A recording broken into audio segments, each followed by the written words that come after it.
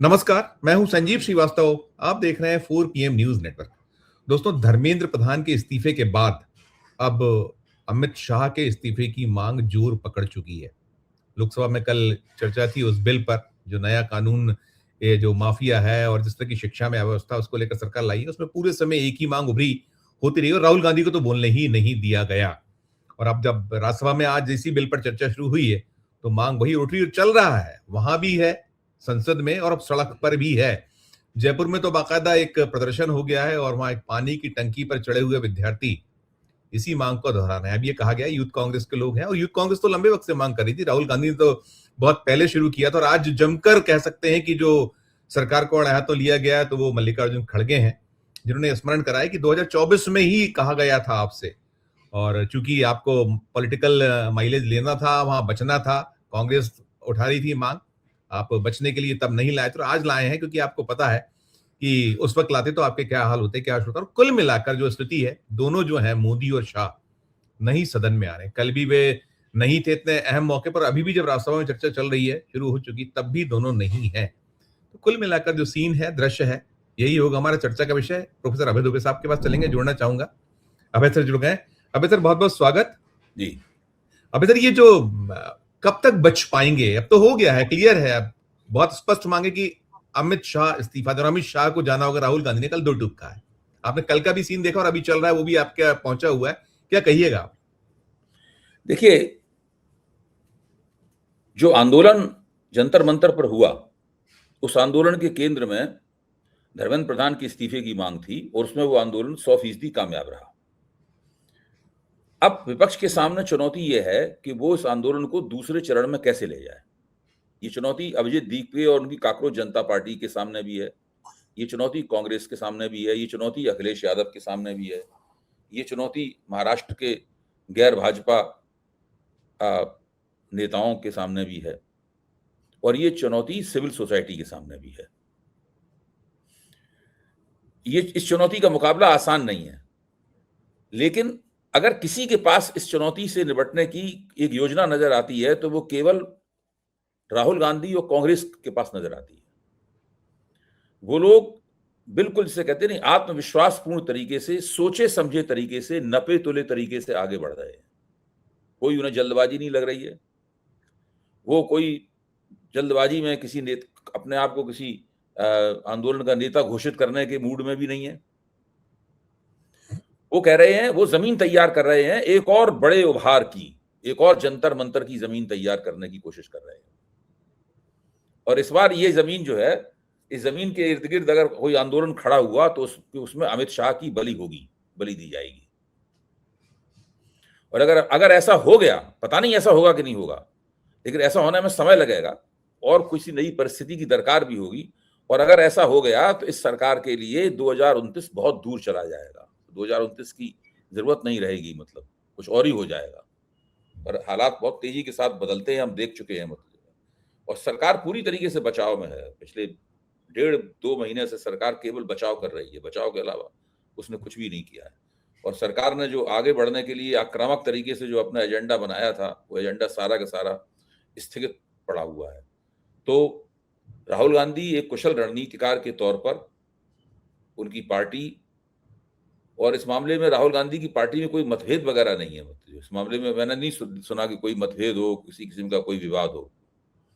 इस मामले में गैर भाजपा दलों के बीच में भी कोई मतभेद नहीं है, और भाजपा सनाके में है। उसने अपने तमाम मुख्यमंत्रियों से कह रखा है, ऐसा लगता है कि भाई कुछ बोलना मत इसमें। हेमंत विश्व शर्मा, जिन्हें मैं सांप्रदायिकता का यमदूत कहता हूं, मुझे है, वो भी चुपचाप बैठे हुए हैं, कोई नहीं कुछ बोल रहा। योगी आदित्यनाथ भी कुछ नहीं बोल रहे। जितने बड़े बड़े वाचाल लोग थे भाजपा में, इस वक्त कोई नहीं बोल रहा है। एक ही वाचाल बोल रहा है, उसका नाम है निशिकांत दुबे, लेकिन वो भी मेरे ख्याल से उसके बोलने के पीछे भी एक योजना है। जैसे उसने कहा कि हम राहुल गांधी को नेता विपक्ष के पद से हटाने की कोशिश कर रहे हैं। पता नहीं वो कौन सा तरीका होगा उनका, इसको हटाने की कोशिश करेंगे।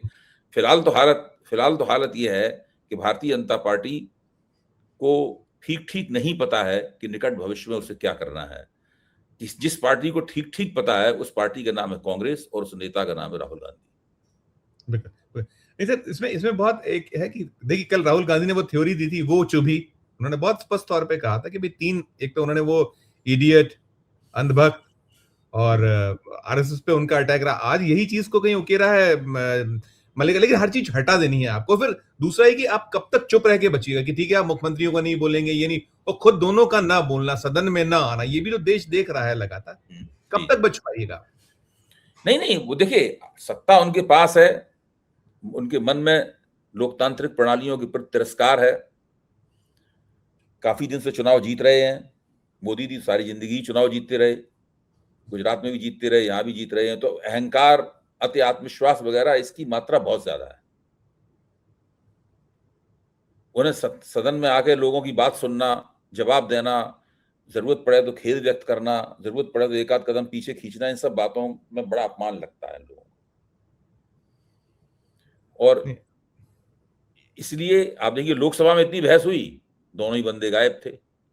राज्यसभा में बहस हो रही है, अभी आपने बताया कि दोनों ही बंदे वहां से भी गायब है, कोई कुछ नहीं कर। अब सर ये फंस तो गए हैं। अब जो हम्म। राहुल गांधी ने जो प्रश्न किया था कि आपने जो आदेश दिया है और नहीं दिया है, तो यदि गृह मंत्री को नहीं मालूम है तो भी फंसना है, और दे दिया था तो भी फंसना है।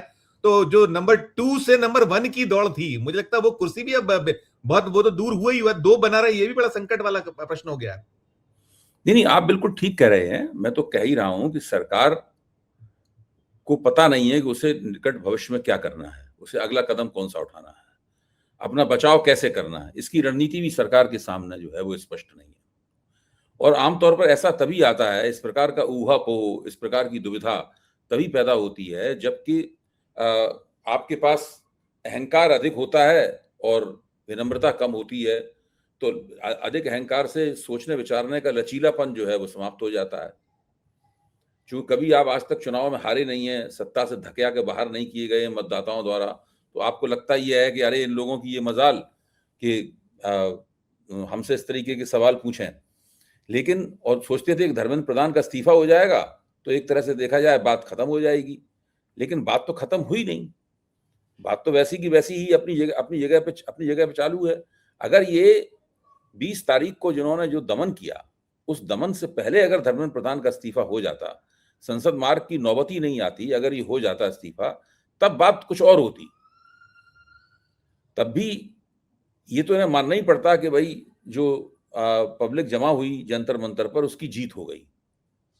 हार तो तब भी माननी पड़ती, लेकिन तब वो हार मानते, तब ये एक तरह से देखा जाए तो इसकी जो दुष्परिणाम हुए हैं, इन दुष्परिणामों का इन्हें सामना नहीं करना पड़ता। उन्होंने दमन करने के बाद में हार मानी, सरकार ने दमन झेलने के बाद में जनता जीत गई। इसके अब बहुत दूरगामी दुष्परिणाम होंगे और ये इनकी समझ में नहीं आ रही है। मुझे ये भी लगता है कि इन लोगों के अंदर भी कहीं कोई संकट है। यानी जो कुछ आपसी मतभेद हैं जिनके कारण चीजें उस तरीके से नहीं हो पा रही हैं जिस तरीके से ये चाहते थे। तो इसलिए भी जब आपस में विश्वास की कमी हो, इसलिए भी आदमी रास्ता नहीं देख पाता है। तो इनके सामने तो बहुत अभी एक तरह से अंधेरा है, इन्हें रास्ता दिखाई नहीं पड़ रहा है इन लोगों को। जी बिल्कुल। तो अभय सर देखिए, इसमें जो इंटरनल भी कुछ चीजें हैं, अमित शाह के, जैसे आपने कहा, अमित शाह को जबरदस्त अहंकार, किसी से सीधे मुंह बात और किसी को कुछ ना समझने वाली शैली है। तो आज आया है ऊंट पहाड़ के नीचे, वैसे वाले इनके इन हाउस भी सब चीजें चल रही होंगी, क्योंकि संघ की अपनी एक तरीका है काम करने का, और मोदी और शाह की जो जोड़ी है, यदि ये टूटती है तो तिलिस्म टूटता है, तो फिर कई सारे समीकरण बदल जाएंगे। ये भी तो एक है। तो जिसको जैसा जैसा जहां जो मिल रहा है, वो भी इंटरनल भी कुछ कुछ चीज चल रही तिलिस्म होंगी। तो टूट ही चुका है, तिलिस्म तो टूट ही चुका है और समीकरण भी बदलने हैं। समीकरण अब जैसे उन्होंने फडणवीस को बुलाया था, तो क्या हुआ उसका, उनके बुलाए जाने का, क्यों बुलाया था, क्या बुलाया था, कभी कुछ स्पष्ट नहीं हुआ। जाहिर है कि फडणवीस के सामने जो उन्होंने प्रस्ताव रखा था, फडणवीस ने उस प्रस्ताव को स्वीकार नहीं किया। पहली नजर में यही लगता है। फडणवीस कोई बैठे ही तब से थोड़ा हो गया दिल्ली में, वो तो अपने चले गए होंगे। शिंदे भी आए थे उनके साथ में, कोई बड़े परिवर्तन की बात थी। तो ये एक ऐसी स्थिति है जिस स्थिति की भारतीय जनता पार्टी अभ्यस्त नहीं है। उसके बाद हर चीज का इलाज रहता है भारतीय जनता पार्टी के पास, लेकिन पहली बार हमें उनके अंदर जड़ता की एहसास तब हुआ था जबकि राष्ट्रीय स्वयंसेवक संघ ने इनकी धुनाई करनी शुरू की, इनकी छीटाकशी करनी शुरू की इनके ऊपर। तो ये भाजपा का अध्यक्ष कौन होगा, इस सवाल के ऊपर इनमें जड़ता स्थापित हो गई। फिर नितिन नवीन को ले आए ये, और संघ ने भी इसके ऊपर अपनी सहमति दे दी। अब ये जो मामला है, इसमें भाजपा के भीतर भी समस्या है और भाजपा के बाहर भी समस्या है और संसद में भी समस्या है। भाजपा की भीतर चीजें स्पष्ट नहीं है, समीकरण स्पष्ट नहीं है। मुझे लगता है चेन ऑफ कमांड में भी कुछ परेशानी है। उधर संसद के अंदर जबरदस्त दबाव है, वहां जाना नहीं चाहते, हिम्मत नहीं है मुंह दिखाने की।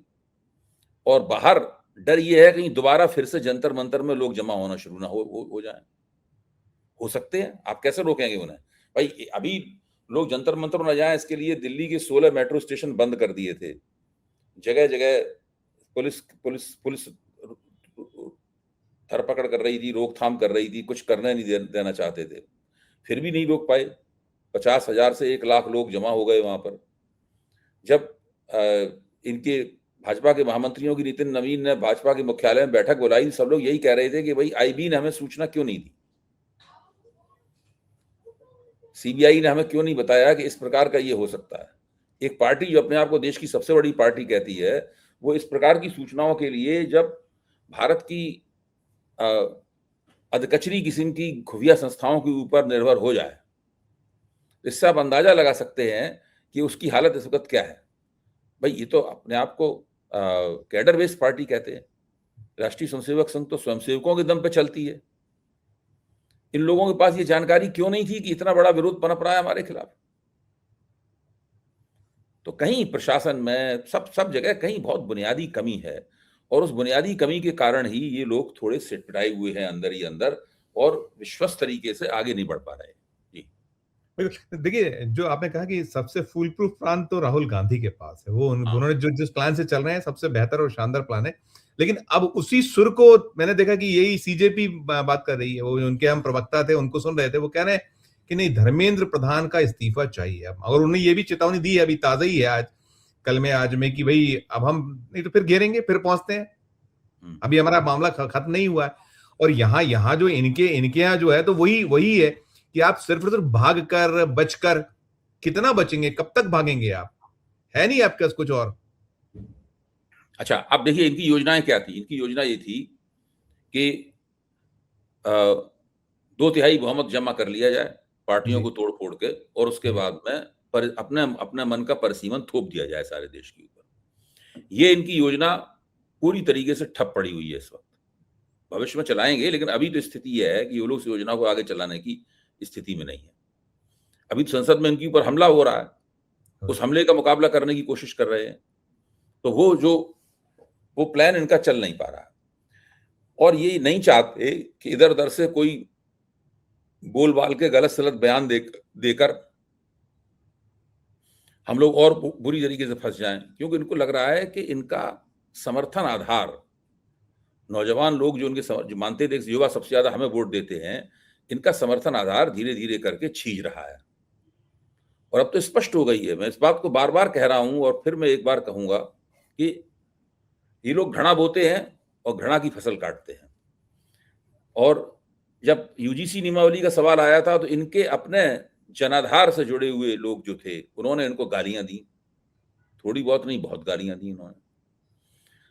वो दक्षिणपंथी किस्म के लोग इन्हें गालियां दे रहे थे जो इनके समर्थक थे। अब नीट पेपर लीक पे वामपंथी किस्म के लोग जो इनके विरोधी हैं, वो इन्हें गालियां दे रहे हैं, उसी तरह गालियां दे रहे हैं, उसी तरह इनके। तो ये लोग दो तरफा बुरी, वामपंथियों द्वारा भी गरियाए जा रहे हैं और दक्षिणपंथियों द्वारा भी गरियाए जा रहे हैं। ये इनकी हालत है। अब सर, ये जो पैलेट गन वाला मामला है, जो बर्बरता की आपने बात कही आप, ये तो देखिए बड़ी कंट्राडिक्टी है। कभी कहते हैं नहीं चली, नहीं हुआ, लेकिन प्रमाण सामने। आज सुप्रीम कोर्ट ने निर्देशित किया है दिल्ली की सरकार को कि जो पैलेट गन के घायल हैं उनका आप इलाज कराइए। एक दूसरा, उन्होंने कहा है कि जो आरएएफ के जो हथियारों, गोला बारूद और सबका इस्तेमाल, जो उसका पूरा रिकॉर्ड आपको रखना है। और केंद्र की सरकार से उन्हें जवाब तलब किया है कि वो गाइडलाइन क्या है, वो बताइए। हालांकि उन्होंने वो जो ये यशोवर्धन आजाद जी वाली वो याचिका, और कुछ वो प्रशांत कुमार सिंह, शेख रिशाद मंसूरी जो ये पीड़ित हैं, इन सब ने मिलकर भी वो एक साथ सुन रहे थे। उन्हें अभी पैलेट गन पे उस पर तो रोक लगाने से मना कर दिया, लेकिन कश्मीर के बाद पहली बार दिल्ली में चलना और उस पर अब जवाब तलब होना, ये तो चहूं और फंसने जैसा है ना। अमित शाह तो इतने बुरे फंसे हैं, जैसा मैंने कहा कि वो जो राहुल गांधी कह रहे थे कि अगर आपके जानकारी में है तो सीधा इस्तीफा, और नहीं है तो भी बनता है। ये जो सुप्रीम कोर्ट का भी कहीं ये जो इसमें एंट्री और इस तरीके से सुप्रीम देखिए, कोर्ट का इसमें आप आना। देखिए सुप्रीम कोर्ट की जो गतिशीलता है उसको जरा सावधानी से देखिए। जी जब 20 तारीख की घटना हो गई, उसके बाद जब सुप्रीम कोर्ट में गए तो माननीय मुख्य न्यायाधीश ने कह दिया कि हमें इन वीडियोज को देखने की फुर्सत नहीं है, जी जी ना हम हाँ इस पर समय बर्बाद करेंगे, ना आप इस पर समय बर्बाद करेंगे। उसके बाद धर्मेंद्र प्रधान का इस्तीफा हो गया, तो उसके बाद सुप्रीम कोर्ट का भी रुख बदला। वो भी इस मसले के ऊपर गौर करने लगा और तमाम निर्देश, वो भी उसे भी अपनी प्रतिष्ठा की चिंता हो गई। और इस वक्त स्थिति ये होगी कि एनडीए के भीतर जो गैर भाजपा दल हैं वो भी इस पूरे हालात को ध्यान से देख रहे होंगे या देख रहे हैं, क्योंकि उनको भी पूरी तरीके से विश्वास नहीं है कि भाजपा इस मसले से धर्मेंद्र प्रधान का इस्तीफा देकर निकल गई है। जब तक भाजपा बिल्कुल तरह सुरखरू होकर नहीं निकल आएगी, बिल्कुल चमकते हुए चेहरे के साथ नहीं निकलेगी इस पूरे कांड से, तब तक वो लोग भी उत्साहपूर्वक भाजपा की सेवा में लगने से थोड़ा सा परहेज करेंगे, जैसा कि आमतौर पर लगे रहते हैं। तो भारतीय जनता पार्टी और उनके आला कमान की क्षमताओं में लोगों का शक हो गया है। जो सरकार पूरी तरीके से स्थिर महसूस कर रही थी, तगड़ी महसूस कर रही थी, वो सरकार अपने आप को अब काफी अस्थिर किस्म का महसूस कर रही है। और दूसरे उसको देखने वाले उसके गठजोड़ पार्टनर है, वो भी ऐसा ही महसूस कर रहे हैं। अब तो भाजपा को ऐसा कुछ करके दिखाना होगा जिससे अचानक ये लगे कि फिर से वापस आ गई है वो बात और उसके हाथ में पूरी हालात की कमान है। नहीं तो आप चुप्पी साधे हुए हैं। आप यहाँ जहाँ जिस फोरम पे आके बोलना चाहिए बोल नहीं रहे हैं। और ये जो क्या पब्लिक एग्जामिनेशन संशोधन बिल की बात करके, और आपने 24 वाला रोल देखा था। और मुझे लगता है जो ये इनमें कहीं मैंने द्वंद की बात की, वो गडकरी वाला भी शायद कुछ एक है कि जब गडकरी को अध्यक्ष नहीं बनने देना था, तो वो जो उनका आपूर्ति वाला घोटाला घपला बड़ा हुआ था, वो उसको प्रूव नहीं हुआ। ऐसे कई सारे हैं। तो यहाँ इस चीज को जो हाइप मिल रही है, इसमें कहीं क्या है, वो जो नंबर 2 से नंबर 1, क्योंकि बहुत चला कि नंबर 1 होने वाले हैं, नंबर 1 होने वाले हैं, नंबर 1 होने वाले हैं। तो ये भी कहीं यहीं लाके समअप करता हूँ, ये भी कुछ इसमें कहीं समाहित हम देख सकते हैं। बहुत सारे अंतर्विरोध इसमें होंगे, हो ही नहीं। देखिए, एक ऐसी पार्टी जहां पे दो व्यक्तियों की धुंधुवी बज रही थी लगातार, जी, उनको कोई चुनौती मिलती नहीं थी। चुनौती हम लोग समझते थे, वो भी चुनौती नहीं लगती थी। वो इतना एक आंदोलन, चलिए एक मंत्री का इस्तीफा हो गया, एक बहुत सी सरकारों को इस्तीफा देना पड़ता है, ऐसी बात नहीं है, कोई इसमें कोई ऐसा गजब की बात नहीं है। थोड़ा टेक्निकली गलत कदम भी उठा लिए, योजना भी गलत साबित हुई, अनुमान सही नहीं लगा पाए, इन सब बातों को स्वीकार करके पूरी योजना बनाकर आगे दोबारा बढ़ने में कोई दिक्कत नहीं होनी चाहिए। मोदी जी इन कामों के लिए बड़ी प्रवीण रहे हैं इन कामों में कि भाई कोई धमाके की बात करो। हो सकता है लोग कोई धमाके की योजना सोच रहे हो, सब लोग उसी में लग जाएं, अचानक कोई नोटबंदी जैसी कोई एक बात लेके मोदी जी आ जाएं और कहेंगे इन सब बातों को छोड़िए, ये देश की सुरक्षा के लिए मैं ऐसा कर रहा हूं। अचानक मोदी प्रकट हो, राष्ट्र के नाम संदेश करें और कहें कि ये सब जो हुआ वो ठीक है, लेकिन हम उसके लिए खेद व्यक्त करते हैं, लेकिन ये देश की सुरक्षा के लिए अब मैं ये नया कदम उठा रहा हूं। तो नया कीर्तन शुरू हो जाएगा उनके पक्ष में। तो ये इन सब चीजों के बारे में सोच रहे होंगे ये लोग। नहीं, हम देख रहे थे ना, हम वो जो मंदिर जो पूरा जो दान डकैती वाला, चोरी वाला और बाकी तो पीछे करने का, वो भी कहीं था। तो सर यहाँ पर अब क्या, आप कोई विकल्प जो तत्काल में आप कह रहे हैं, या तो धमाका किया जाए, नहीं तो आप सामने आके बोलिएगा तो शायद फिर अभी अमित शाह है, कल फिर आप सीधे आप होंगे। अभी तो माफी तक ही सीमित था, क्योंकि स्टेप बाय स्टेप चल रहा है। ये बात आपकी सही है संजीव जी, इनके पास टाइम बहुत नहीं है। राजनीति में ये वो समय है, लोहा इस वक्त गर्म है, इस गर्म लोहे पर राहुल गांधी चोट मार रहे हैं, ये लोग चोट नहीं मार रहे। लोहा गर्म है, लेकिन गर्म चोट एक ही व्यक्ति मार रहा है गर्म लोहे पे, ये लोग चोट नहीं मार रहे। ये लोग चोट नहीं मारेंगे तो मसला इनके हाथ से निकल जाएगा। इसीलिए मैं ये नहीं मानता हूं ये लोग चोट नहीं मारेंगे। ये लोग चोट क्या मारी है इसके बारे में सोच रहे हैं बैठे हुए। ये कोई बड़ी चीज लेके आ सकते हैं।